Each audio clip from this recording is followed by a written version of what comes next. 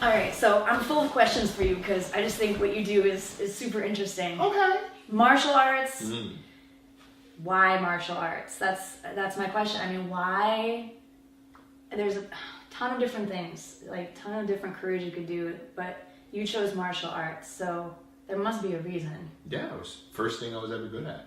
Really? Mm-hmm. Huh. Okay, so tell me more about that. Well, it's interesting because I wonder if there might have been some psychological thing going on as well. Because when I was a little kid, I mentioned originally I was from Detroit back in the day, and you know I got bullied and everything because I was like the little guy. And you were the little guy? I was the little guy. I was the really gentle believe that. kid and everything, so I would get bullied and stuff, and I couldn't really fight back.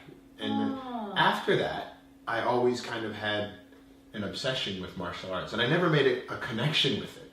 Cool. But like as soon as I discovered Jackie Chan, I was just so fascinated, and I would just sit and just watch movies and rewind parts where he's moving and be like, you know.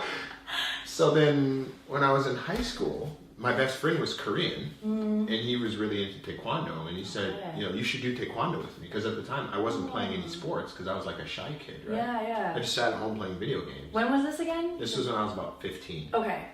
So then I went to his Taekwondo school, and I tried it for the first time and then just fell in love with it. Wow. And then I got a black belt in 2.5 years.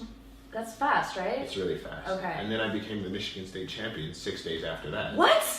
6 days after that? After Congratulations. that, I was like, that's it. This is it. You know, Wow. this is the way I'm going, and this is going to be my life. You right? found where your skill and your passion kind of converged. Yeah. That's really cool. I mean, I think martial arts is something that a lot of people try as a hobby.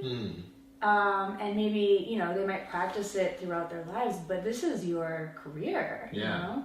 I mean, that takes a lot of dedication, it takes that decision that like, wow, I'm really going to dedicate myself to this. So, I mean, is it rewarding for you? Is it fulfilling? It is. Well, it's got its challenges because in general, you know, it's quite hard to make. Martial arts isn't the easiest thing to make a living off of. Sure. You know, I guess as with kind of like, you know, as with a lot of arts type things, right, you know? Right. Very different than like going to med school or getting your MBA or your law degree. It's like on the creative side of things, you have to figure out how to make it work. Exactly. Yeah. Exactly. So that's really challenging. The really cool thing, and the thing that I love the most about it, is that when you're teaching people, you know, everybody has the same basic tools, right? Like everybody has, you know, like arms and legs. Exactly. Well, right? most people, right? Yeah. Most everybody, they have, you know, a set of eyes, a set of ears, you know, 2 hands, 2 feet, 2 arms, 2 legs. Yep. But like just based on people's personality and people's own psychology and their own particular mental skill sets, you know, you could be, for one teacher, you could have 10 people that all develop completely differently.